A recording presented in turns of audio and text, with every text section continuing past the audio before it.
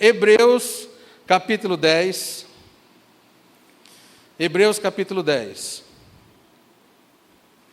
E aí os estudiosos, teólogos, todos eles dizem que pode ser Barnabé, pode ser Paulo, pode ser Apolo. Nós temos um estudante, um cientista, Carlos, que não está aqui hoje, mas ele está ouvindo a mensagem aqui, ele vai ouvir essa mensagem. Por eliminação para o Carlos, quem escreveu Hebreus foi Áquila, né, no pensamento dele.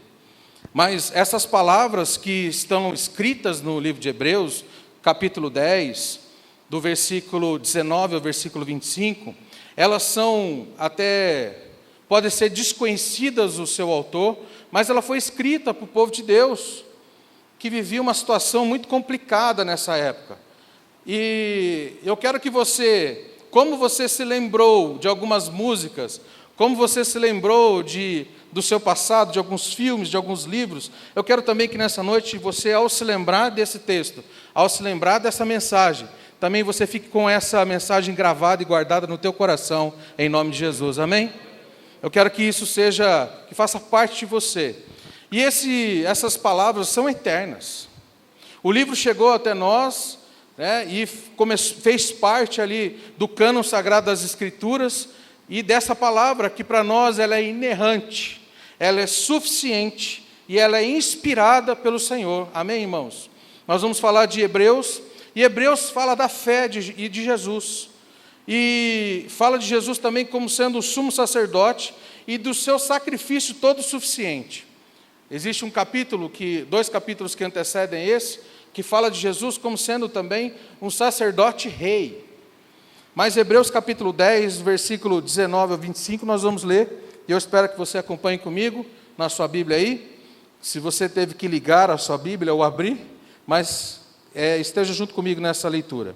Portanto, meus irmãos, tendo ousadia para entrar no santuário pelo sangue de Jesus, pelo novo e vivo caminho, que Ele nos abriu por meio do véu, isto é, pela sua carne, e tendo um grande sacerdote sobre a casa de Deus, aproximemo-nos com um coração sincero, em plena certeza de fé, tendo o coração purificado de má consciência e corpo lavado com água pura. Guardemos firme a confissão da esperança sem vacilar, pois quem fez a promessa é fiel. Cuidemos também de nos animar uns aos outros no amor e na prática de boas obras. Versículo 25.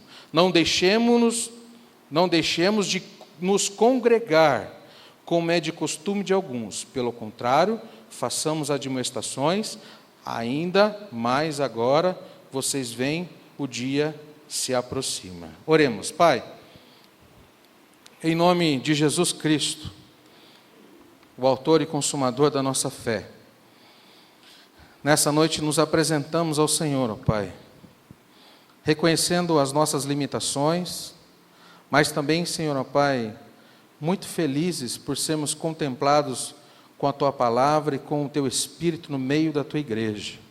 Obrigado pela Tua Palavra, Senhor. Que nessa hora, Senhor, ela encontre no nosso coração um lugar, um destino específico, e que o Senhor venha trabalhar nas áreas, ó Pai, que nós trabalharemos aqui com esse texto que o Senhor colocou no meu coração, para que a Tua igreja, Senhor, ó Pai, cada vez mais se aperfeiçoe, para que a Tua igreja cada vez mais cresça em graça, em sabedoria e misericórdia. Usa as minhas palavras, usa a minha boca, nessa noite, em nome de Jesus. Amém e amém. Amém, queridos? Nós temos aqui na nossa igreja, está bem ali naquela prateleira, um folheto que nós usamos aqui na nossa vida, e eu tenho recomendado a oração do folheto a algumas pessoas, e esse folheto fala de uma oração de cura, libertação e vida, e ele foi criado pelo pastor Juarez há muitos anos atrás, em 1994. E ainda essa oração, esse folheto, é todo bíblico. Os textos que contêm essa oração são textos bíblicos. E nós utilizamos ele, e existe um ponto específico nessa oração, que eu quero fazer menção nessa noite, que tem muito a ver com essa palavra, que fala, sempre no início de uma frase, ele fala, pelo poder, grandeza, eficácia do nome e do sangue de Jesus Cristo. A Diana que digitou, decorou, né, Diana? né, pelo poder, grandeza e eficácia do nome do sangue de Jesus Cristo. E aí ele continua dizendo: declaro vitoriosamente que Satanás e os demônios não têm qualquer poder para introduzir em minha vida qualquer obra inacabada, incompleta e obstruída. Isso é uma frase contida nesse folheto.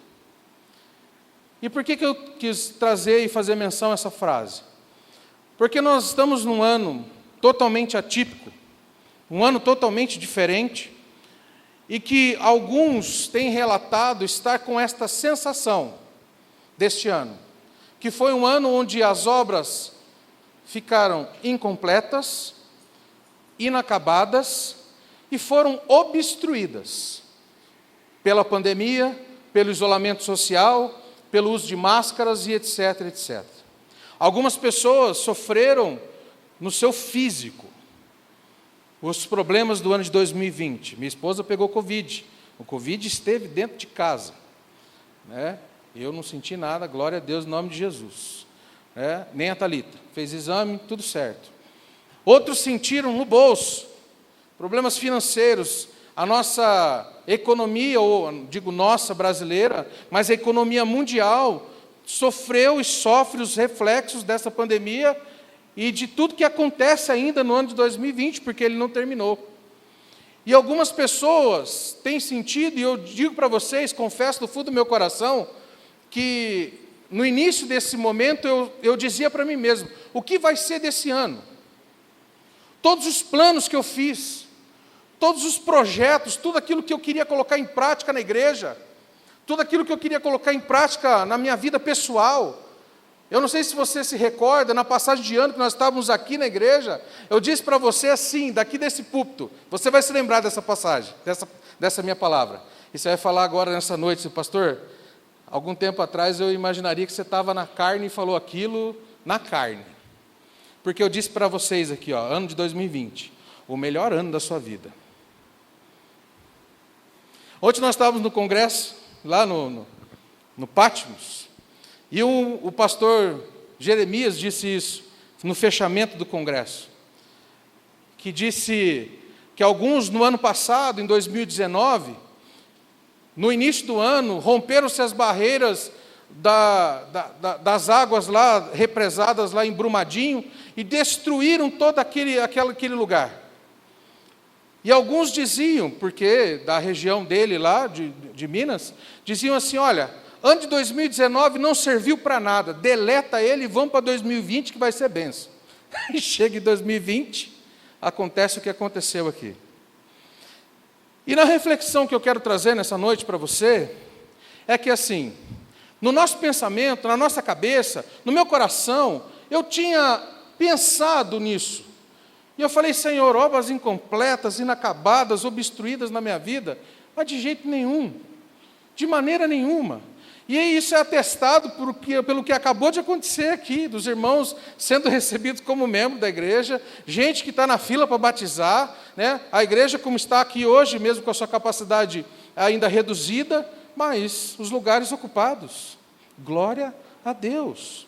E além de tudo isso, eu tenho ainda uma quantidade de irmãos que estão em casa, que ainda não saíram de casa, que eu não sei o que vai acontecer, quando esses irmãos falarem: acabou, eu vou para a igreja. Eu não sei o que eu vou ter que fazer aqui. Você vai ter que fazer 2 cultos, eu não sei. Mas tem gente ainda assistindo mensagem em casa.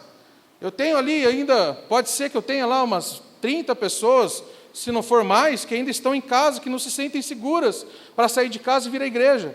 E eu comecei a refletir, pensar em todas essas questões, pensar nisso, mas uma coisa veio na minha cabeça. Às vezes fazemos os nossos planejamentos, às vezes nós fazemos as nossas contas, levantamos os custos, o tempo que nós vamos gastar, né, quais os recursos, o que eu vou ter que me preparar. Fazemos ali um planejamento, usamos algumas ferramentas de planejamento estratégico, como fazemos ali um Canva. Quais são, o que, como, onde, o que empregar. Né? Conhece, né, Nicole? Aprendeu isso, né? Fazemos ali essa programação. Nós calculamos o itinerário, quanto tempo eu vou demorar, o que vai acontecer. E se existe alguma barreira ou impedimento, Às vezes a gente começa muito bem algum projeto, e no meio, ou até mesmo antes de chegar no meio, nós somos atingidos pela síndrome da ponte quebrada. Pode ser o título da mensagem, Dígia. Síndrome da ponte quebrada. O que é a síndrome da ponte quebrada? Uma ponte liga um lugar a um outro. E às vezes nós começamos alguma coisa muito empolgados, principalmente quando chegamos nesse final de ano, que começamos a fazer as previsões, os planejamentos para o ano seguinte. E aí a gente fala, no ano que vem eu vou fazer tal coisa. No ano que vem eu vou estudar tal coisa. No ano que vem eu vou casar. Diga aleluia. Ninguém? Misericórdia. No ano que vem eu vou estudar, vou ingressar numa universidade. No ano que vem eu vou arrumar um emprego melhor. Sempre nós fazemos essas previsões futuras. Mas, normalmente, quando chega o ano e passa a virada de ano, janeiro, fevereiro, em março, nós somos atingidos por essa síndrome, às vezes, síndrome da ponte quebrada. E nos sentimos, às vezes, frustrados no meio do caminho, sem o acesso para chegar do outro lado. E eu me lembro muito bem que eu disse que esse ano seria o melhor ano das nossas vidas. E eu quero dizer uma coisa para você, para alguns esse ano foi o melhor ano da vida mesmo. E eu posso dizer para você, sem medo de errar, independente de tudo que aconteceu, é o melhor ano da sua vida, porque você não tem controle do ano passado e você não tem controle do ano futuro. Você não tem controle do que aconteceu há 10 minutos atrás. Mas é o melhor ano da tua vida porque você está aqui ainda. Deus te permitiu chegar até aqui hoje. Deus permitiu você estar aqui com saúde. Amém ou não? Deus permitiu que você, mesmo com toda essa pandemia, muitas pessoas que morreram, não sou insensível por aqueles que morreram, temos alguns irmãos que perderam seus entes queridos aqui na igreja, mas eu digo para você que foi o melhor ano da sua vida, porque você pôde experimentar o cuidado de Deus para a tua casa. Você experimentou o cuidado de Deus para a tua casa ou não? Quem não perdeu o emprego, ficou do mesmo jeito no ano, levanta a mão. Não foi o melhor ano da sua vida? Foi ou não foi? Quem perdeu o emprego e arrumou um outro e está melhor, levanta a mão. Não foi o melhor ano da sua vida? Aí você fala assim, pastor, você é muito otimista. Não tem como ser de outra maneira, irmãos. Porque se Deus nos permitiu estarmos aqui nessa noite, eu tenho uma palavra para você hoje, que é uma palavra que Hebreus está nos mostrando, que é uma palavra que você precisa perseverar. E você precisa, em nome de Jesus, eliminar a síndrome da ponte quebrada na tua vida, para que você, este ano ainda, que não terminou, e o próximo ano, consiga romper, consiga ir aonde você quer. Eu sei que gente começou a estudar esse ano, aleluia, glória a Deus, estou acabando a minha faculdade, que eu comecei em março. Que isso, pastor, está doido? Fiz outra, mais uma. Falei assim, pandemia, vou fazer o quê? Vamos estudar. Aleluia. E assim, irmãos, essa palavra para você nessa noite, que é o que está dizendo aqui em Hebreus, esse autor, ele faz um apelo a todos aqueles que lerem esse livro, há um apelo à perseverança. Você é perseverante? Você é perseverante? É ou não? Ou desiste fácil? Ou desiste fácil? Eu quero nessa noite, em nome de Jesus, dizer para você, para que você elimine da tua vida aqueles que às vezes começam, sabe gente que tem essa síndrome já na raiz da vida dele? Começa um negócio e para no meio do caminho.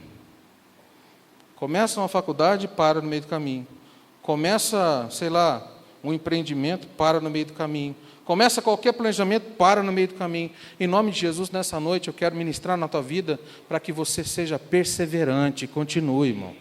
Para que você não desista, não deixe com que a síndrome da ponte quebrada te atinja. Em nome de Jesus. Os alunos da escola de cadetes, um ano de SPSEX, tem mais 4 de AMAN. Não desista e não pare no meio do caminho. Deus tem muito para a tua vida, viu, Guilherme? Em nome de Jesus. Comandante cristão de uma tropa que vai ver você ali, servo de Deus comandando aquela tropa. Dentro do exército brasileiro, em nome de Jesus, vocês também. Recebe isso na vida de vocês, em nome de Jesus. Amém? Amém, queridos? Então é isso mesmo, nós não podemos parar, nós não podemos parar no meio do caminho e desistir. Nós precisamos nos aproximar do Senhor, nós precisamos nos aproximar de Deus e continuarmos perseverando. A igreja, aqui em Hebreus, nessa fase, irmãos, ela estava sob uma fortíssima oposição. Roma agora estava cruel nas suas tratativas com a igreja, tanto que todos os apóstolos foram mortos como mártires, exceto João, que foi exilado em Pátimos, mas todos os outros morreram com mortes terríveis, decapitados ao fio da espada, crucificados, Pedro de cabeça para baixo, né? Se você for pesquisar para ver como que os apóstolos morreram, como foram as mortes dos apóstolos, você vai ficar aterrorizado com os sistemas de tortura que eram feitos. Cristãos que morriam, que estavam sendo perseguidos, e a igreja nessa fase estava sofrendo essa oposição. Os cristãos estavam sendo perseguidos, os apóstolos alguns já estavam presos ou iam morrer como mártires, em defesa da fé que eles tinham em Cristo Jesus. E nós não estamos vivendo hoje as mesmas perseguições que eles viviam lá, uma perseguição armada, mas nós sofremos aqui perseguições em todos os lados, de todas as maneiras. Exemplo, quando nós levantamos a bandeira de um exemplo de padrão de família bíblica, nós somos ridicularizados pelas pessoas. E dentro da lei também, os conceitos de família já não são mais os conceitos bíblicos, é isso, não é, Diana? Não é o mesmo já, que é a união de um homem, de uma mulher e dos seus filhos. E mesmo que seja algo agora legal falar de uma outra maneira, de um outro tipo de família, legal de acordo com as leis, nós somos taxados como atrasados, como que aqueles que estão parados no tempo, como aqueles que são preconceituosos com relação a esse modelo de família. Nós somos perseguidos por isso, não só isso, não somente com relação ao modelo de padrão bíblico da família que o Senhor instituiu. Existem outras coisas que tentam incutir na nossa cabeça, colocar na nossa cabeça, que não é o mesmo padrão bíblico cristão. Às vezes as pessoas clamam por justiça pessoal, ao invés de buscar a justiça de Deus. Às vezes, as pessoas até mesmo, com relação ao entendimento da sua sexualidade, várias outras questões, e nós vemos assim que, misericórdia, irmãos, nós precisamos entender que existem algumas coisas, principalmente, uma crítica que eu faço, e isso me deixa muito triste, do povo brasileiro, e até mesmo de como nós somos conhecidos fora do Brasil. Se você conversar com qualquer pessoa que mora fora do Brasil, e nós temos muitos aqui, muitos, tem o Edgar que está no Canadá, tem a Marina que está nos Estados Unidos, tem o Geraldo que está no Equador, tem o Lucas que está lá, tem o Pedro que está na Itália, Hoje de manhã nós tivemos uma live com o pastor Jonas Toi, lá de Angola. Em todos os lugares do mundo, aonde tem brasileiro, diz, não se junta com ele, que brasileiro é trambiqueiro. É uma fama, está amarrado isso em nome de Jesus, irmãos. Mas tem uma coisa que me incomoda, às vezes, sabe a questão do brasileiro que às vezes quer se dar bem sempre em tudo, sempre quer levar vantagem em tudo, sempre quer ganhar de todos os lados e depois sair contando vantagem. Eu tenho aversão, às vezes, a essas questões, sabe? O cara quer tomar vantagem em tudo, quer se dar bem às custas dos outros, o famoso espertalhão. Sair contando vantagem. Se não é para você, irmão, deleta o que eu vou falar. Muitos que sonegam impostos. Você paga imposto? E quando é em nome da igreja ainda? Sonegam impostos. Outros que, se não é com você, também deleta. Fui mandado embora da empresa, fiz um acordo com o meu patrão. Não me registra para eu continuar recebendo seguro-desemprego. Isso é coisa de crente, irmão. Está amarrado esse nome de Jesus. Querendo se dar bem nas custas do governo. Está certo que aquilo que nós pagamos de imposto não retorna para nós com um serviço de qualidade, mas também isso não te dá o direito de você fazer isso. Está errado em nome de Jesus, irmão. Que isso? Onde já se viu isso? Que acordo é esse do inferno, do capeta? Né? Fica aqui, passa um tempo sem registro, recebe um seguro-desemprego por fora. Gente que burla as questões para receber auxílio emergencial do governo. Sabe, aquela velha mania do brasileiro de querer se dar bem em tudo. E conta vantagem, né? Um rapaz na igreja do meu irmão pegou uma cesta básica na igreja e vendeu no mercadinho da esquina. Misericórdia, irmão. Misericórdia. Né? O que é uma cesta básica? Se a gente parar para pensar hoje aí, o valor de uma cesta. Pessoas que querem se dar bem em tudo. Aqui nós recebemos muitas pessoas aqui no castelo. E a gente já sabe lidar com algumas. Já levamos gente e colocamos dentro do ônibus. Preciso de dinheiro para comprar uma passagem para voltar para minha casa. Você quer voltar para tua casa? Então beleza, vamos lá, Samuel. Descemos na rodoviária, compramos uma passagem, colocamos o cara dentro do ônibus. Vai embora. Você não queria ir embora para casa? Se você estivesse querendo dinheiro, você vai embora, agora você vai embora. Né? Foi embora. Outro chegou aqui e falou assim, eu preciso comprar um remédio urgente para o meu filho. Está passando mal. É esse remédio aqui. Falei, cadê a receita? Me dá a receita que eu vou lá agora na farmácia comprar. Não tenho a receita. Você traz a receita que eu vou lá buscar o remédio para o teu filho. Sabe, o jeitinho que as pessoas querem, isso, misericórdia, irmão, misericórdia. Nós precisamos entender que, para nós perseverarmos no Senhor, nós precisamos nos aproximar mais de Deus.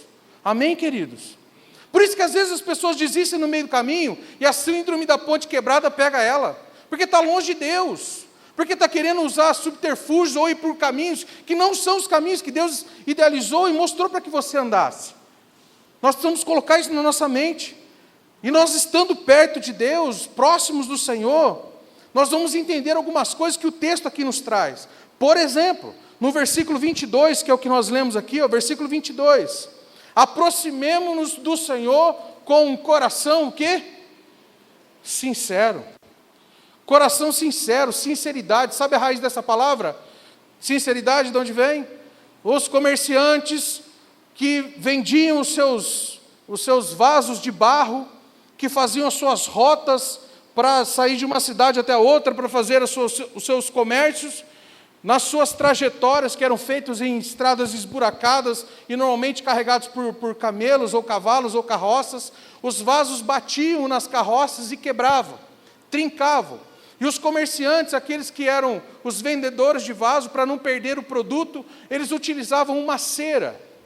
E eles passavam esta cera sobre a trinca, davam uma lixadinha, pintava de novo e vendiam o vaso como se tivesse um vaso íntegro. Porém, os comerciantes experientes, quando viam aquele vaso, colocavam ele pelo sol, e eles viam que aquele vaso tinha algumas trincas. E eles não queriam um vaso para ser comprado com cera. Eles queriam um vaso sem cera. Daí vem a raiz da palavra sinceridade. De fazermos as coisas sem, não posso dizer hoje sem máscara, né, que senão está na internet aqui, mas tirarmos ali aquilo que maqueia, aquilo que engana. E é isso que Deus está falando aqui, aproximemo-nos do Senhor, no versículo 22, com um coração sincero, sinceridade diante do Senhor, sem querer enganar, sem querer tomar vantagem. E às vezes aquele que é o espertalhão, que quer levar vantagem em tudo, ainda ele é tido como o bonzão. Eu não consigo ver, porque as pessoas que contam essas questões, elas contam por quê? Porque elas querem serem louvadas pelo ato que elas tiveram. E parece ainda que competem. Quando compram o mesmo produto que você, fala, quanto você pagou nisso? Você fala, paguei 100. Você é cabeção, eu paguei 10. Por isso que tem muitos golpistas no mercado, que pegam esses que têm um coração ganancioso e não agem com sinceridade, com honestidade, e pegam esses pelo carcanhar. Primeira desconfiança quando você for comprar algum bem, qualquer coisa, se o preço estiver fora do valor de mercado, desconfie. Desconfie. É ou não é? As compras online, você vai comprar um produto que custa 1.000, vai pagar 100, está tudo certo? Está tudo beleza? O produto é beleza? está pagando todos os impostos, está tudo certinho, tem nota fiscal, né? Você vai comprar lá um iPhone 12, manda entregar pelo correio, a hora que você abre tem um tijolo lá. Fica falando no tijolo aí para aprender. A hora que o tijolo responder, está tudo certo. O nível de esperteza hoje, às vezes é tratado como virtude. Sinceridade, irmãos, nós precisamos ter para reconhecer as nossas limitações. Sinceridade nós precisamos ter para reconhecer os nossos pecados. Sinceridade nós temos que ter para reconhecer que dependemos de Deus. Dependemos de Deus. Se você entrar em qualquer ano da tua vida, dizendo que vai ser o melhor ano da tua vida sem Deus, eu digo para você que você tem todas as chances de fracassar. Mas se você entrar o primeiro dia do ano da tua vida dizendo que esse vai ser o melhor ano da minha vida, porque eu estou entrando com o Senhor, você tem todos os motivos do mundo para ter um ano de sucesso na tua vida, na tua casa. Amém, querido? Eu não posso, irmãos, às vezes ser apenas um admirador do Senhor. Eu não posso ser só um admirador. Eu admiro Jesus. Eu preciso reconhecer que Ele morreu pelos meus pecados. Eu preciso ser guiado por Ele. Eu preciso, nas minhas tratativas e no meu relacionamento com Ele, eu preciso de um relacionamento sem fingimento. E às vezes nós não somos sinceros. Você vai concordar comigo com o que eu estou dizendo. Quando nós chegamos, e muitos pode ser que chegaram numa situação hoje, alguns podem até dizer que não queriam estar aqui hoje. Vieram por causa da esposa ou vieram por causa do marido. Eu não sei quem é, mas você sabe. Outros queriam estar fazendo qualquer outra coisa, ao invés de ficar ouvindo esse gordinho gritando aqui. Poderiam estar em outro lugar, e a sua cabeça deve estar pensando. Alguns estão pensando em chegar em casa rápido para assistir os gols do Fantástico. Outros estão pensando em chegar em casa logo para assistir o Homem do Baú. Outros estão pensando no dia de amanhã. Seja sincero com você mesmo. Seja sincero com você mesmo. Quantos chegaram aqui na igreja hoje em frangalhos? Quantos vêm, às vezes, para o culto, sem preparação nenhuma? Mas mesmo assim, pela graça e misericórdia do Senhor, Ele está aqui, Ele te enche com a graça e com o poder dEle na tua vida. O melhor lugar para você estar é na presença do Senhor, irmão, amém? Aleluia. Eu me lembro que, quando eu era garoto, tinha um grande concorrente com a igreja. Quem vai se lembrar disso, junto comigo, vai entender. O programa dos Trapalhões passava no domingo à noite. E eu não queria ir na igreja de jeito nenhum, porque eu ia perder os Trapalhões, não tinha internet. Quem lembra disso? E eu ficava em casa para assistir os Trapalhões. Eu falava, mãe, eu vou no culto do domingo de manhã, mas à noite não, porque tem os Trapalhões que eu quero assistir. Hoje, nós vemos que alguns têm se comportado dessa maneira. Às vezes, quantos estão inquietos olhando para o celular, falando, o que esse cara está falando? Às vezes tem alguns que dão umas cochiladas ainda. Vou dar uns berros aqui, alô, acorda. Irmãos, alguns chegam na igreja como clientes exigentes. Louvor hoje, ó. A mensagem, então? O ar-condicionado, então? Frio demais, calor demais, e assim vai. Às vezes eu fico triste quando as pessoas dizem assim, eu vou lá para a igreja assistir o culto. A gente assiste um programa de TV, a gente assiste, está amarrado, mas muitos assistem novela. A gente assiste um programa no YouTube, na Netflix. Quando você vem para a casa do Senhor, você não vem para assistir. Você deve ser um participante na adoração. E o participante na adoração, ele não hesita em dar glória a Deus, porque a glória não é para mim, é para Deus. Ele não hesita em dar um amém. Ele não hesita em bater palma, que não é para mim, é para o Senhor. Ele não hesita em cantar. Ele não hesita em glorificar o nome de Deus, porque é o que nós fazemos aqui. Se Deus não estiver aqui, a gente não pode estar aqui, porque vai ser simplesmente uma reunião de um clube. Deus está aqui nessa noite, irmãos. É Ele que nós adoramos, é Ele que nós damos toda a glória, é Ele que merece todo o nosso louvor. E eu digo para você uma coisa, Deus sabe o que se passa no seu coração, Deus sabe o que você está pensando agora. Ele tem esse poder, Ele é onisciente, Ele sabe tudo que você está pensando. E longe de mim querer chamar a sua atenção, não estou aqui para isso. Eu estou aqui para dizer o que a palavra de Deus está dizendo, e o versículo 22 diz assim, que eu preciso me aproximar com um coração sincero, me aproximar do Senhor com um coração sincero. Em Marcos, no capítulo 2, no versículo 17, a palavra de Deus diz assim, e Jesus, ouvindo isto, disse-lhes, os sãos não necessitam de médico, mas sim os que estão doentes. Eu não vim para chamar os justos, mas sim os pecadores ao arrependimento. Então, irmão, se essa palavra está chegando para você, e se tem algumas coisas que estão se encaixando, não fique bravo. Dê glória a Deus, aleluia. Porque Jesus veio para você, Ele veio para mim, Ele veio para os problemas que eu tenho como ser humano, para as dificuldades que eu tenho, para as limitações que eu tenho. Jesus veio para nós, para nos resgatar do reino das trevas, para a luz em Cristo Jesus, aleluia. Cada vez que nós somos constrangidos, nós precisamos dar glória a Deus, porque é Ele nos socorrendo, é Ele nos mostrando o caminho, a verdade. Eu digo para os meus alunos, e às vezes eles começam a dar um monte de desculpa na aula, e uma frase que eu uso bastante, se você começar a usar ela, você vai ver, ela faz um efeito tremendo. Eu digo para eles assim, ó, seja melhor do que a tua melhor desculpa. E eu digo para eles, não justifique, se não tem justificativa. Não, porque eu estava não sei na onde, que não sei o quê, que eu cheguei atrasado, que não sei na onde, que eu não consegui entregar o trabalho, que eu não consegui... Seja melhor do que a tua melhor desculpa. Se você não fez, diga, eu não fiz. E pronto. Nós queremos maquiar as respostas. Pastor, eu não fui na igreja porque não sei o quê, não sei o quê. Irmão, não precisa me falar.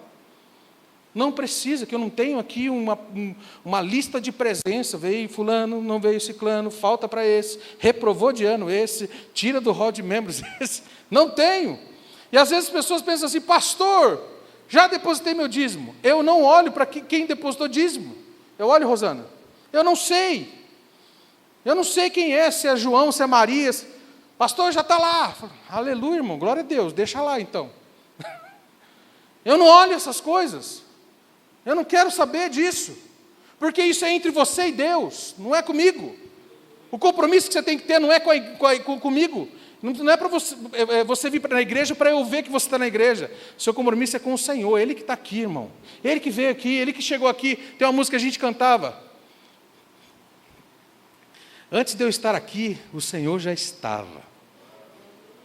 No meio da igreja Ele passeava. Quando eu cheguei aqui, o Senhor já estava. Aleluia, irmão. Ele estava aqui te esperando. Ah, pastor, mas aí estava nesse tempo. Não, o Espírito Santo está em nós, irmãos, está dentro de nós. Olha, agora nós vamos nos unir nesse corpo de Cristo agora, e nós vamos adorar a Deus e buscar a presença do Senhor. Nós temos que ter essa certeza de fé. Como está o seu coração? Como está o seu coração? Como está o seu coração para o que você vai fazer depois ou para o que você vai fazer amanhã? Se você está se sentindo ansioso, com dificuldade em administrar aquilo que vai acontecer amanhã, você precisa parar um pouquinho e pensar como anda a sua fé, porque isso pode ser um sinal que a sua fé está escassa. Confiar no Senhor, nós temos que acreditar que o que Ele nos ensina, Ele nos mostra. E eu, às vezes, falar isso para a gente hoje, que nós estamos desconfiados de tudo. Nós desconfiamos de tudo. Desconfiamos ou não desconfiamos? Temos que desconfiar. Tem gente querendo pegar a sua senha do cartão. Tem gente querendo roubar o teu carro. Tem gente querendo pegar a tua casa. Tem gente querendo fazer... Tem gente para todo lado. E a gente fica muito esperto e a gente fica muito ligado. Mas eu quero dizer uma coisa para você nessa noite. Que o Deus que nós servimos, Ele é um Deus de extrema confiança. Pode confiar, irmão. Confia nele. É até estranho falar isso. Não é estranho. O Deus que nós servimos é um Deus de extrema confiança. Pode confiar, pode ter fé. Tenha fé. Pode seguir nessa fé que você tem. Amém, irmãos? Aqui está falando no mesmo versículo, versículo 22. Fala de um coração purificado, da má consciência e o corpo lavado. Corpo lavado. A água tinha um sinal, um símbolo. E se você ir comigo em João capítulo 9, abre a sua Bíblia comigo, João 9.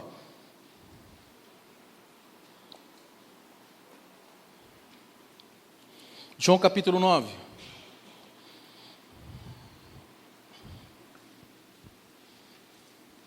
João capítulo 9, versículo 6, narra a história de um cego de nascença. Você lembra dessa passagem? Quando os discípulos estavam andando por um caminho e viram aquele homem, disseram: mestre, por que ele está assim? Os pais deles pecaram, coisa parecida. E aí Jesus responde no versículo 5, diz assim, ó: eu estou no mundo, quando eu estou no mundo, eu sou a luz do mundo. Versículo 6, olha o que Jesus fez. Depois de dizer isso, Jesus cuspiu na terra, fez uma lama com saliva e com lama untou os olhos do cego, então disse ao cego: vai, lava-te no tanque de Siloé. Siloé quer dizer enviado. O cego foi, lavou e voltou vendo. A água, irmãos, na palavra de Deus, tinha um símbolo curativo e medicinal. Saliva é composta por grande parte de água. Já falei sobre isso aqui. E Jesus dá-nos uma lição aqui nesse texto. Falou: pastor, mas Jesus não poderia ter falado assim? Ser curado e pronto. Não, mas ele cuspiu no chão. Fez um lodo. E aí, quando nós vamos num velório de alguém, nós lemos na coroa de flores, que está escrito lá o que na coroa de flores? Do pó viestes e ao pó voltará. Fomos criados do pó da terra. Jesus faz um simbolismo aqui, mostrando o poder magnífico dele. Cuspiu no chão, a água em contato com o pó, que é o homem. A água que purifica, que cura, símbolo do Espírito, da purificação, da palavra de Deus, em contato com o homem. Quando colocado em contato com os olhos de alguém que está cego, os seus olhos se abrem para a verdade da palavra de Deus. Aleluia, entendeu isso? O homem foi, lavou e voltou vendo. A água tinha esse símbolo curativo, medicinal. A gente estudou o tabernáculo e viu que o sacerdote, antes dos seus trabalhos, ele se lavava lá na pia de bronze, antes de entrar para fazer o seu trabalho. Ele precisava estar limpo, símbolo de purificação. Ele deveria se lavar por inteiro antes dos trabalhos. Tinha um sinal do espírito de pureza, de limpeza ali. Nós precisamos entender que para perseverar, nós precisamos entender também que precisamos das qualidades de Cristo nas nossas vidas. Precisamos estar limpos. Amém, irmãos? 1 Coríntios capítulo 6, versículo 12, a palavra de Deus diz assim, que todas as coisas me são lícitas, mas nem todas me convêm. Eu vi um vídeo que a Thalita me mostrou ontem, e o vídeo dizia assim, alguns jovens perguntando para o pastor: pastor, posso fumar? Ele falou: pode. Pastor, posso beber? Ele falou: pode. E aí eles falaram para o pastor: mas o que eu não vou poder fazer? Ele falou: você não vai poder ouvir a trombeta no último dia, quando Jesus voltar. Isso você não vai ouvir, porque é isso mesmo que a palavra de Deus está dizendo. Todas as coisas me são lícitas, mas nem todas me convêm. Nem todas me convêm, é exatamente isso.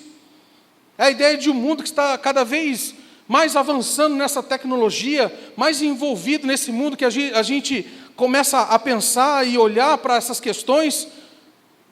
Parece que estar mais próximo de Deus está cada vez mais distante da humanidade.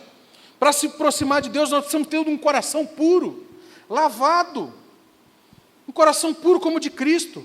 E nós vamos precisar renunciar. Ouvi o pastor Jonas Toyer falando hoje, que lá em Angola, 90% dos pastores não têm formação, são semi-analfabetos, alguns não sabem ler e escrever, mas a igreja está forte. 20 anos da igreja do Nazareno em Angola, porque o poder de Deus se aperfeiçoa na vida do homem. Amém, irmãos? A letra, por muitas vezes, ajuda, mas em alguns casos ela mata, mas a palavra de Deus diz que o Espírito vivifica, e eles estão trabalhando, ele está lá com a missão de trabalhar na formação daqueles pastores. Mais de 3.000 dialetos lá em Angola. Alguns não conseguem entender, ao sair do norte para o sul do país, o que o sul fala, o que o norte não sabe, não consegue, não tem comunicação entre eles. E aí, é exatamente isso. Homens que renunciaram tudo para buscar ao Senhor. Se isso não é ação do Espírito Santo, se isso não é ter um coração puro, se isso não é um exemplo de perseverança. Pastor Jonas e a sua esposa Thaís eram da igreja aqui do Castelo, quando era lá embaixo, se formou aqui no Brasil, foi para Moçambique, para trabalhar no seminário teológico nazareno, e de Moçambique agora está em Angola, numa missão também, cuidando do povo de Deus, das igrejas, lá em Angola. Coração puro. As marcas, irmãos, da pós-modernidade que nós vivemos, tem predomínio em algumas questões. Por exemplo, predomínio do instantâneo. Tudo para ontem. Essas perdas das fronteiras, elas geram ideia de um mundo cada vez menor. Falávamos como se estivessem sentados no sofá de casa, alguns estavam, com o irmão lá na Angola. Há pouco falávamos com o irmão em Moçambique. Há pouco falávamos com o irmão em Equador. Ontem tivemos uma mensagem do Gustavo Crocker, que estava na América do Sul, conversando conosco. As fronteiras parecem que, ao cair, mostraram que o mundo se torna cada vez menor. O avanço das tecnologias, nós estamos diante de um mundo virtual, um mundo de imagem, som, texto, velocidade instantânea. Na sexta-feira, o pastor Edson Rebustini, pastor da Igreja Bíblica da Paz, ele contou um negócio que eu achei interessante. Falei, eu vou citar isso no domingo à noite. Ele disse o seguinte, que depois do primeiro século, quando Jesus, depois contando de Jesus, demorou 1.500 anos, olha só, 1.500 anos, para que a humanidade dobrasse o seu conhecimento. 1.500 anos para dobrar o conhecimento. Depois desse período, esse tempo diminuiu. Em apenas 250 anos, a humanidade dobrou o seu conhecimento. Depois desse tempo, também diminuiu. Em apenas 100 anos, a humanidade dobrou o seu conhecimento. Depois também, esse tempo diminuiu para 25 anos, a humanidade dobrou o seu conhecimento. E as previsões dessa pesquisa disseram que em 2020, o ano que nós estamos vivendo, o ser humano, de acordo com as tecnologias, com a inteligência artificial, dobra o seu conhecimento a cada dia. A humanidade dobra o seu conhecimento a cada dia. Imediatismo, egoísmo, egocentrismo, e o problema de tudo isso é o relativismo. Sabe aquilo que é relativismo? As pessoas não entendem os planos de Deus e não têm a clara compreensão sobre essas questões de sexualidade. Mas isso é relativo, pastor. Não é bem assim, do jeito que vocês pensam. Vocês estão meio quadrados, preciso dar uma atualizada aí. Não é assim. A própria convicção de pecado, mas é pecado para você, para mim não é pecado. A verdade de Deus, irmãos, ela não é relativa. Caberia um amém aqui. A verdade de Deus, ela não é relativa. A verdade de Deus, ela é absoluta. E pronto, e acabou. Se encontra na palavra de Deus, que a palavra de Deus é inerrante, suficiente, inspirada, infalível. Está aqui, é a verdade de Deus apresentada diante de nós. Amém, queridos? O texto continua dizendo que nós precisamos ter pureza no coração. Aproximarmos de Deus com pureza. Como anda o seu coração? Como andam os seus pensamentos? Como andam os seus sentimentos? Versículo 23 de Hebreus, vai lá comigo. Versículo 23, para a gente terminando. Hebreus 10, 23. Diz assim, guardemos firme a confissão da esperança, sem vacilar, pois quem fez a promessa é fiel. Aleluia! Glória a Deus!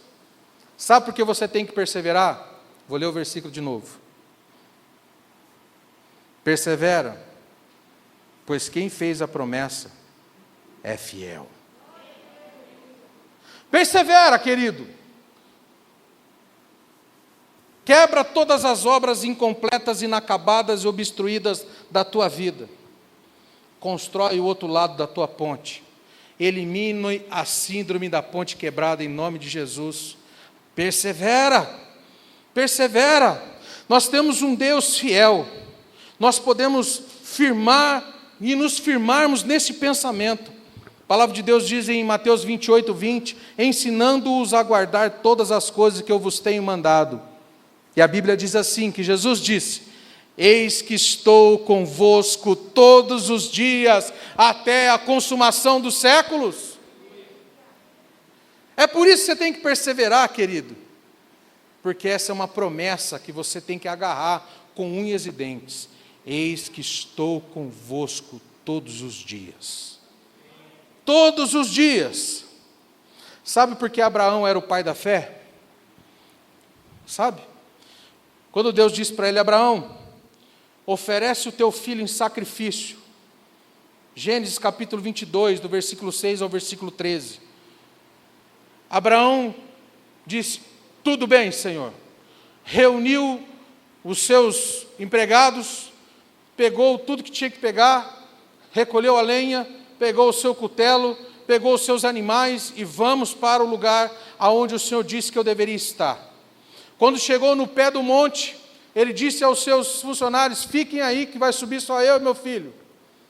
E aí naquela caminhada, que parece a camisa do Dija ali, ó, olha lá, ó, Abraão segurando na mão do seu filho, o filho disse, pai, estou vendo tudo aqui, estou vendo que tem lenha, estou vendo que tem um altar, estou vendo que tem tudo, mas cadê o cordeiro? E Abraão disse para ele, Deus proverá. Sabe o que é esse Deus proverá de Abraão? Ele cria a seguinte, que se eu matar o meu filho, Deus vai prover, porque ele disse que eu seria pai de uma nação grandiosa. Se Deus disser para eu parar no meio do caminho, Deus vai mandar um sacrifício. Abraão tinha plena convicção de que independente do que ele tivesse que fazer naquele lugar, Deus iria prover qualquer situação. Por isso esse homem foi chamado de o pai da fé. Deus proverá. Deus proverá. Amém, irmãos? Ele é fiel. O grupo de louvor cantou, se ele fizer, ele é Deus, se ele não fizer, ele é Deus. Ele é fiel e pronto, acabou. Vou falar de novo da irmã Vilma. E depois a gente vai falar do Agenor, um pouquinho mais para frente. A irmã Vilma tinha um diagnóstico, câncer de útero.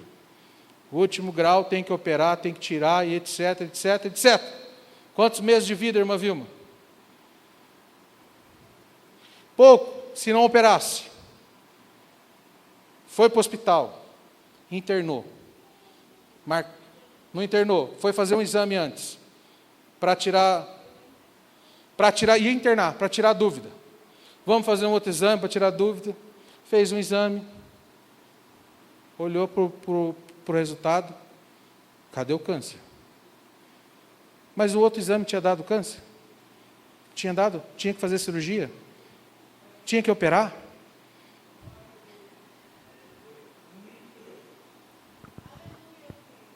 Deus é fiel, irmão. A Vilma está aqui. Membro da Igreja Nazareno Castela agora.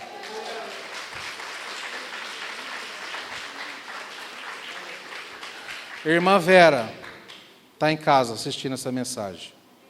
O médico diz para ela, você tem 6 meses de vida. Já faz 8 anos que a irmã Vera está com a gente aqui. Depois desse diagnóstico médico.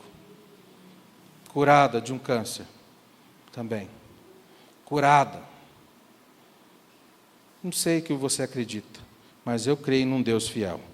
Eu creio num Deus fiel. Ele é fiel. Versículo 24, diz assim, para a gente acabar. Cuidemos também de nos animar uns aos outros nas práticas das boas obras. Quer perseverar? Incentive uns aos outros. Incentive uns aos outros. Sozinhos, irmãos, nós não vamos alcançar nada. Sozinhos nós não vamos alcançar os nossos objetivos. Nós precisamos de pessoas sinceras que apontem para nós os nossos erros. Irmão, quando eu chego, saio da igreja, entro dentro do carro, fecho a porta, eu só dou uma olhadinha assim para a direita. Que aí já vem. Olha, hoje você pegou pesado, cuidado, não fala assim. Tá ali, filho, todo dia. Foi embora daqui, chega em casa com a orelha direita ardendo. Né? Quando precisa, né, meu bem? Precisamos de pessoas sinceras ao nosso lado, que apontem os nossos erros, que considerem algumas coisas. Nós precisamos desses relacionamentos. Os relacionamentos interpessoais, eles apresentam vários problemas. Intrigas, inveja, amargura, disputa, posição, destaque, mentiras, entre outros. Mas olha só, a palavra de Deus diz, usa uma palavra aqui, que é no versículo 24, que fala assim, uns aos outros. No grego, alelon, que é uns aos outros, essa palavra, essas palavras aparecem no Novo Testamento mais de 100 vezes. Uns aos outros. Mais de 100 vezes. E a função desse pronome recíproco é indicar uma relação harmoniosa. Indicar uma relação harmoniosa. Não existe cristianismo solitário. Só existia o bang bang na época do Edson e do João, que é o bang bang solitário lá, naqueles filmes de bang bang. Não existe cristianismo solitário, irmão. A palavra de Deus diz que uma brasa fora do braseiro, logo, logo ela se apaga. Ah, eu sou desigrejado, pastor. Quem disse que a igreja salva alguém? Irmão, verdade. Igreja não salva ninguém, mas se você não cuidar da sua igreja, nem você vai ser salvo. Cuida da sua igreja, querido. Você é igreja, você precisa de um do outro. Não existe cristianismo solitário. Jesus, que é o nosso padrão, ele escolheu 12 doidos para andar do lado dele. Pescador, cobrador de impostos. São os caras mais amados da região. Eram esses que andavam com Jesus. Jesus não estava sozinho, estava sempre com os seus. Jesus, ele foi agregador. Quem são as pessoas que te exortam? Quem são as pessoas que te exortam? Quem são? Quem são aqueles que te aconselham? Eu confesso que tem hora que eu preciso me aconselhar, sim. Às vezes eu tenho que ligar para o PG e falar, ô Geraldão, dá uma força aí, cara. Que a minha cabeça está boa, não. Às vezes eu, ô Samuca, chama os irmãos aí e converso. Preciso. Às vezes tem que conversar, né, João? Às vezes a gente ficava aqui na vigília até 2, 3 horas da manhã, acabou a vigília, a gente ficava conversando no meio da rua. Preciso conversar. Quem são as pessoas que te exortam? Quem são as pessoas que te aconselham? Quem são as pessoas que te ajudam? Os cristãos precisam estar alertas, irmãos. Às vezes nós reclamamos tanto sobre comunhão. A igreja grande é difícil, ninguém se conhece, ninguém fala boa noite para mim, ninguém me dá a mão, ninguém me inclui no ministério. Aí vem para a igreja pequena, não, eu não quero. Não, aquele povo lá não gosta de mim, não. Aí não... Será que o problema é da igreja? O problema às vezes somos nós. Às vezes somos nós. Nós precisamos ter comunhão, entender assim, aqui, ter comunhão, já falei sobre isso, vocês vão lembrar, é comunhão, não é comunhão. Tá? Comunhão uns com os outros. Estamos unidos, juntos. Tem gente que não tem paciência, às vezes o irmão quer um pouquinho mais devagar. Mas pastor, eu não aguento tanta mensagem de bom dia. Irmão, se o dia não está bom para você, irmão, silencia, fica quietinho na sua. Bom dia, e pronto. Aleluia. Interessante, irmãos. Eu vou fazer uma colocação aqui para os irmãos que vocês vão dar risada. Às vezes eu não tenho comunhão com aquele grupo de ministério. Eu fico pensando o seguinte, quando nós estávamos no mundo, graças a Deus que eu não passei por essa fase, mas quando nós estávamos no mundo, eu lembro que algumas jovens falavam assim, aonde vai ser o fervo hoje? O jovem buscava um lugar tranquilo, calmo, solitário, com uma rede para ele deitar. O que o jovem busca? Os lugares mais lotados que tiver. Onde tiver mais gente. Onde tiver mais aglomeração. Onde o som estiver mais alto, com fumaça, com luz e com tudo mais. E quando o lugar não está assim, vamos embora que o lugar está fraco. E aí o cara se converte, e ele quer ser um desigrejado, porque eu não gosto de pessoas. Mas quando estava no mundo, estava no show lá, no Barretão, estava lá no Jaguariúna Rodeio Festival. Irmãos, teve um ano que o Rodeio de Jaguariúna, olha só, o trânsito para entrar em Jaguariúna estava na frente da CPFL. Vocês lembram disso? Misericórdia, irmão. Se tiver um trânsito desse para lá, eu vou para o outro lado do mundo. O trânsito de carro para entrar em Jaguariúna, no Jaguariúna Rodeio Festival, estava em frente à CPFL, Campinas Mogi. E aí as pessoas vêm para a igreja, não vou para a igreja porque eu estou em casa, e em casa eu estou salvo porque eu assisto um monte de mensagem. Vou falar uma outra coisa para você. Se você abrir as portas da sua casa para alguém te exortar, você nunca mais chama essa pessoa de volta para entrar lá. As mensagens que você escuta na sua casa são selecionadas. São as mensagens que te agradam. Você precisa estar nesse ambiente aqui para você ser exortado também. Muitas vezes. Amém ou não amém, irmão? Às vezes as mensagens que a gente chega na igreja não são as melhores que a gente quer ouvir, mas a palavra precisa chegar no teu coração. E se você não estivesse aqui, você não ia escutar essa mensagem. E pode ter certeza que não vai ter muitos views nessa mensagem no YouTube. E eu estou nem aí para isso. De YouTube, de lugar nenhum.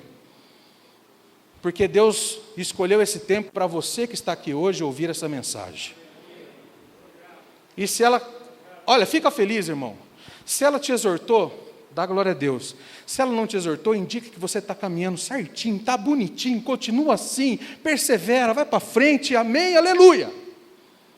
É assim que a gente tem que tratar a mensagem, a palavra de Deus. Mas eu não posso carregar esse peso nas minhas costas, de vir aqui e pregar uma pregação de conveniência para você, e para você sair daqui dando glória a Deus, aleluia, e amanhã, você, ou até mesmo na hora que você estiver indo embora, alguém te fecha no carro e você coloca a mão para fora e dá a paz do Senhor. Né? Palavra que não transforma, palavra que não faz você mudar de pensamento, palavra que não faz você refletir. Sabe o que eu gosto? Às vezes meus alunos falam assim, poxa, professor, toda aula sua eu saio pensando, fico pensando até tarde, depois da aula. Eu falei, que legal. Porque é isso que a palavra tem que causar em nós, tem que causar uma mudança, um sentimento de, eu preciso mudar, eu preciso ser perseverante, eu preciso ir para frente. Como que nós vamos ser cristãos se nós não estamos ligados uns aos outros? A palavra de Deus diz que nós estamos ligados à videira. E a palavra de Deus também diz, para a gente terminar, que você faz parte do corpo de Cristo. Eu nunca vi um dedo andando sozinho na rua sem a mão. E eu nunca vi uma mão andando sozinha na rua sem o braço. Eu nunca vi um braço andando na rua sozinho sem estar ligado a um tronco. Eu nunca vi um tronco andando sozinho na rua sem as pernas. Eu nunca vi umas pernas andando sozinho com um tronco sem uma cabeça, que é Cristo.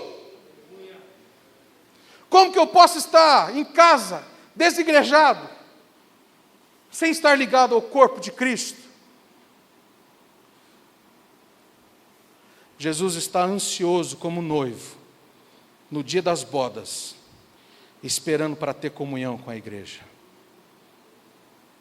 A ansiedade do noivo, no dia do casamento, é a mesma que Jesus tem de se encontrar conosco. Nós somos a igreja de Cristo, aleluia, irmãos, amém? Quero dar um conselho para você. Cuidado com aqueles que falam só aquilo que você quer ouvir. Cuidado com os pastores que pregam só aquilo que agrada os teus ouvidos. Cuidado. Examine as Escrituras. Filhos, olhe para mim. Escutem os seus pais. Eles amam vocês de verdade. Amém. Escutem os seus pais. Eles são os seus melhores amigos. Eles são. Outro conselho. Maridos, esposas, o primeiro filtro para você saber se o que você está fazendo é certo ou não, é se você pode ou não contar para sua esposa. Se você está fazendo algo, ou pensa em fazer algo, que você vai omitir isso da sua esposa, não faça. Não faça. Esse é o primeiro filtro, para saber se você está errado. Se alguma coisa que você está fazendo por debaixo do pano, sem contar para a tua esposa, ou esposa a mesma coisa, sem contar para o teu marido, não faça. E se está fazendo, pare. Pare. Em nome de Jesus. A não ser que se for esconder de todo mundo que eu ia cantar uma música para Renata. Aí, né, surpresa. Mas estou falando de maneira ruim. Maridos, perguntem para suas mulheres. Escuta o que eu vou falar aqui para os homens, que os homens é meio chucro, sabe? Marido, pergunta para suas mulheres. Elas têm um sentido que nós não temos. Um sexto, sétimo, oitavo, nono, sei lá. Pergunta para ela, se ela falar assim, não sei, fica com o pé atrás. E fica com uma outra palavra que pode ser que você escute depois. Eu não avisei, eu não falei para você não fazer, eu não... Fique com essa palavra para você também. Escute a sua esposa. Esposa, se aconselhe com o seu marido. Pergunte para o seu marido. Amém, irmãos? Não estou ouvindo amém aqui nessa hora. Nós precisamos acreditar no espírito de corpo e não no espírito de porco. Acreditemos no espírito de corpo, que deve estar e fazer parte da igreja, da comunidade. Amém, irmãos? Espírito de corpo, não espírito de porco. Versículo 25, está aí para os desigrejados. Não deixemos-nos de congregar, como é de costume de alguns. Pelo contrário, façamos admoestações, ainda mais agora, vocês veem, o dia se aproxima. O cristianismo está comprometido, porque aqueles que pensam que pode caminhar sem uma igreja, de alguns. Eu tenho assistido algumas mensagens em casa, pastor. Eu tenho lido a Bíblia, orado muito. E eu repito novamente para você, nós nunca seremos exortados pelos nossos visitantes em casa. Nós precisamos entender que quando estamos ligados à igreja, nós estamos sendo tratados. Do mesmo lugar que saem as vitaminas para os ramos da videira, é o lugar que sai para você também. Sinta-se fortalecido em nome de Jesus. Quem persevera, quem está ligado na videira, em nome de Jesus. A igreja também, ao estarmos ligados na videira, os dons são aperfeiçoados. E a Bíblia diz também que os dons são para o aperfeiçoamento dos santos. E a gente usa os dons na igreja. Vou contar uma última história e eu termino. Tinha um pai que queria adotar um casal, teve um sentimento de adotar uma criança. E esses dias eu falei com a Renata e os meus filhos escutaram isso. Os dois ficaram, falei, vai se converter vocês dois, hein? Eu falei, Renata, vamos adotar uma criança? A Thalita escutou assim, não! Falei, e eu vou pôr ela no seu quarto ainda e vou pôr você no outro quartinho, né? E a gente estava comentando isso, mas eu ouvi uma história muito legal. E um pai chegou para a esposa, vamos adotar uma criança? Vamos. Aí ele foi no lugar onde para adotar a criança, chegou lá, fez todos os trâmites, adotou uma criança, e assim que ele teve o primeiro contato com aquela criança, a criança disse para ele, eu te amo, meu pai. Eu te amo. Primeiro contato, a Diana já está até chorando ali. Primeiro contato que aquela criança teve com aquele homem, que a partir daquele momento ia se tornar o pai dela, ele disse, eu te amo. Só que quando aquela criança chegou em casa, ela falou assim, olha, eu odiei essa casa. Minha mãe não é do jeito que eu gosto. Meus irmãos, então, são pior ainda. Tem muito crente assim. Que dizem para Deus que eu te amo, meu Deus. Mas quando chega na casa do Senhor, o meu irmão não presta, esse ministério é ruim, o louvor não toca bem, o pastor só grita, né, o ar-condicionado não funciona, não tem água para eu tomar, não tem cadeira para eu sentar. Tem muita gente assim. O Senhor te adotou, o Senhor te pegou, o Senhor te amou, morreu por você. Te trouxe para a casa dele, para que você seja bênção na vida das outras pessoas. Não seja ingrato. Seja grato ao Senhor. Ele te resgatou. Quem era você sem Jesus? Se tivesse mais 0 à esquerda, seria eu. Quem eu era sem Jesus? Quem você era sem Jesus? Você acha que você não deve agradecer ao Senhor? Se coloque em nome de Jesus em pé.